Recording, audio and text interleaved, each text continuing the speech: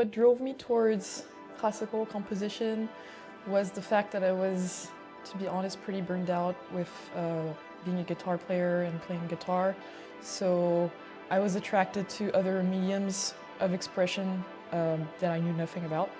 And that's when I started to get really interested in classical music.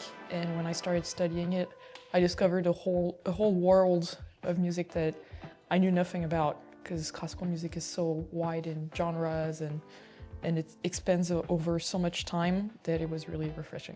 I expanded my artistry and musicality mainly through learning how to deal with new structures, I would say, because in classical music, like, pieces go on for like an hour, 2 hours, there's acts, there's different ways of building ideas. It's not really about a chorus or a verse, it's like more like a melodic fragment that expands and evolves throughout the piece. So yeah, it really taught me a lot about how to structure things differently than in pop music. I guess that the most similar aspect of classical music with the other kinds of music that I was more used to is just about how you think about instrumentation.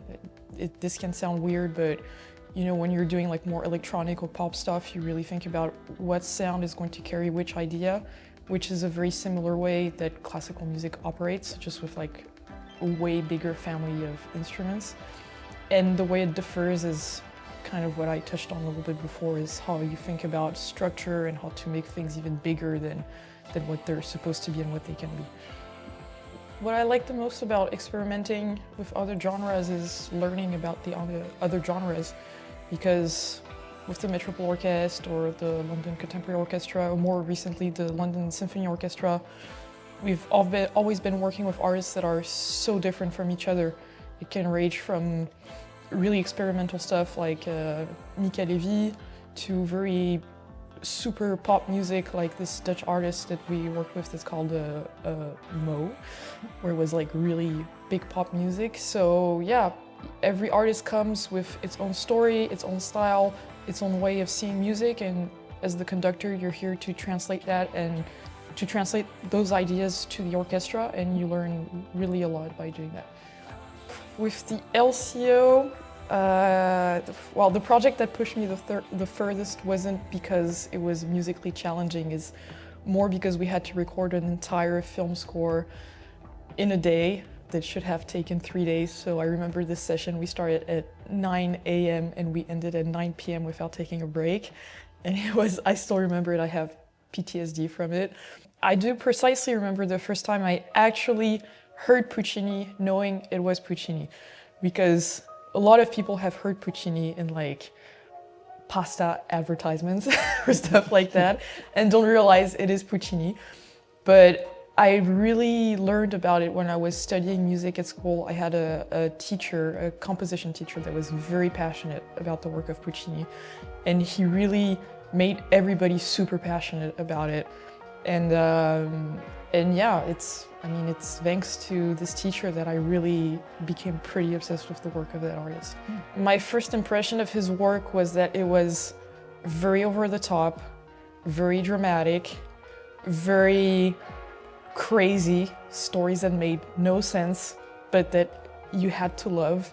And I felt that there was a very Western, like as in the Western style of movies, element to it. That sounds very weird, but that's how I felt about his work, you know, that there's like this push and pull between characters and drama happening all the time, and then the hero rises, but it's often not a really good ending.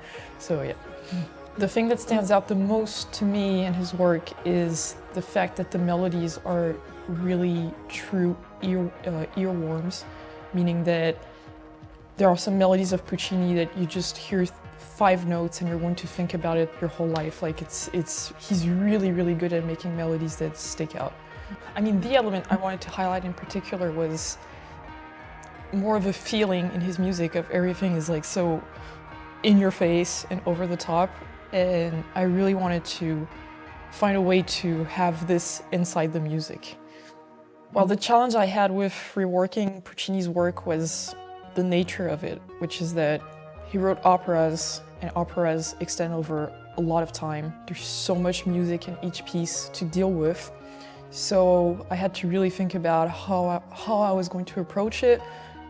For example, if I wanted to rework something from Madame Butterfly, was I going to look at the work as a whole opera, or was I going to only work on the most famous piece of it, which is Un bel dì? And I felt like the latter was the best way to go about it. I guess that it was unexpected.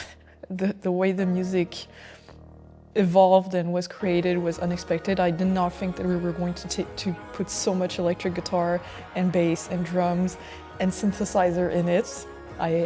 When I started, I didn't know what it was going to look like when we were done with the record, but at the end, yeah, it's a record that's very unexpected with sounds that are unexpected, and I had a lot of fun doing it.